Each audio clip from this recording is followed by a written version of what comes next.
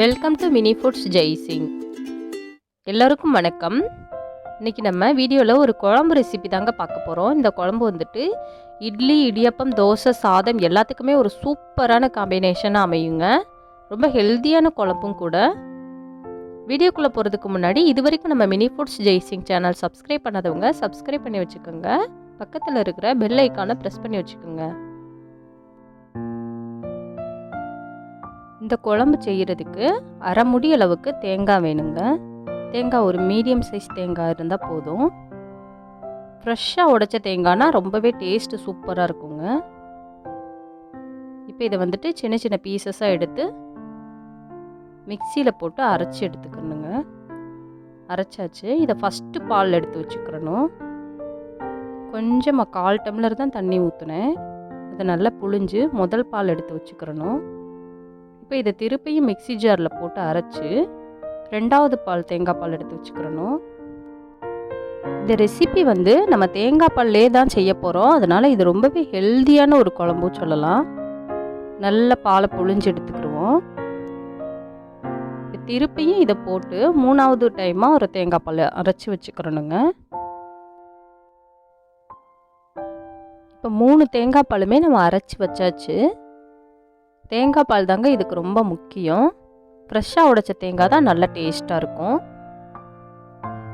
இப்போ ஒரு பாத்திரம் அடுப்பில் வச்சு அது காஞ்சதுக்கப்புறம் கொஞ்சமாக ஆயில் போட்டால் போதுங்க. ஒரு 3 ஸ்பூன் போட்டால் போதும். ஏன்னா நம்ம தேங்காய் பால்லேருந்து ஆயில் பிரிஞ்சு வரும். அதனால் ஆயில் கொஞ்சமாக சேர்த்துக்குங்க. அதில் கடுகு உளுத்த பருப்பு போட்டு தாளிச்சிடுவோம். கொஞ்சம் கருவேப்பிலை போட்டுடலாம். இப்போ 1/2 கப் அளவுக்கு சின்ன வெங்காயம் பாதியாக நறுக்கி வச்சுருக்கிறேன். அதையும் போட்டுடலாம். கண்டிப்பாக சின்ன வெங்காயம் சேர்த்தாதாங்க நல்லாவே ஒரு டேஸ்ட்டு கொடுக்கும். பெரிய வெங்காயம் சேர்த்தா அந்தளவுக்கு டேஸ்ட் இருக்காது. 3 பச்சை மிளகாய். காரத்துக்கு பச்சை மிளகாய் மட்டும் ஆட் பண்ணாலே போதும். தேவைப்படுறவங்க கொஞ்சமாக மிளகாத்தூள் ஆட் பண்ணிக்கலாம். 2 பெரிய தக்காளி, நல்லா பழமாக இருந்தால் நல்லா டேஸ்ட்டாக இருக்கும். ஒரு உருளைக்கிழங்கு தோல் சீவி சின்னதாக நறுக்கி வச்சுருக்கிறேன். அதையும் சேர்த்துடலாம். மஞ்சள் தூள் 1/4 ஸ்பூன். உப்பு தேவையான அளவு.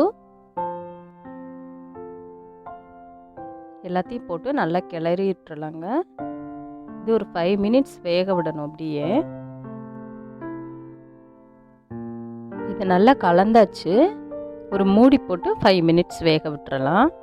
நல்லா அந்த எண்ணெய் பிரிஞ்சு வரும். அந்த அளவுக்கு வெந்தால் போதும்.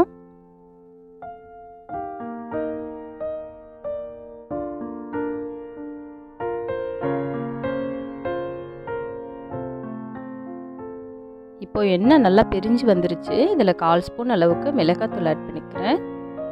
1/2 ஸ்பூன் அளவுக்கு குழம்பு மசாலா ஆட் பண்ணிக்கிறேன். மிளகாத்தூள் ஆப்ஷன் தாங்க. நம்ம ஏற்கனவே பச்சை மிளகாய் வேறு சேர்த்துருக்குறோம். தேவைப்படுறவங்க மட்டும் மிளகாத்தூள் ஆட் பண்ணிக்கோங்க.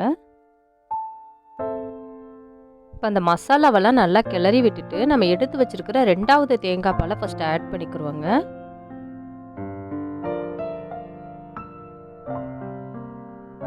இப்போ 3வது தேங்காய் பால் அரைச்சி வச்சது அதையும் இதில் வடிகட்டி ஆட் பண்ணிடுவோம். தேங்காய் பால் நம்ம நிறைய சேர்க்கறதுனால இந்த குழம்பு ரொம்ப ருசியாக இருக்குங்க. தேங்காய் மட்டும் ஃப்ரெஷ்ஷாக உடைச்ச தேங்காய் வச்சு ட்ரை பண்ணி பாருங்கள், நல்லாயிருக்கும். இப்போ இதை ஒரு 10 நிமிஷம் மூடி போட்டு வேக விட்டுருவோம்.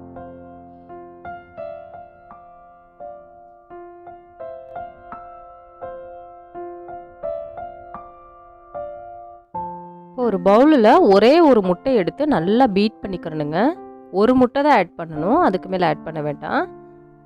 இந்த பீட் பண்ண எக்கை இந்த குழம்புல மெதுவாக ஊற்றி விடணும்.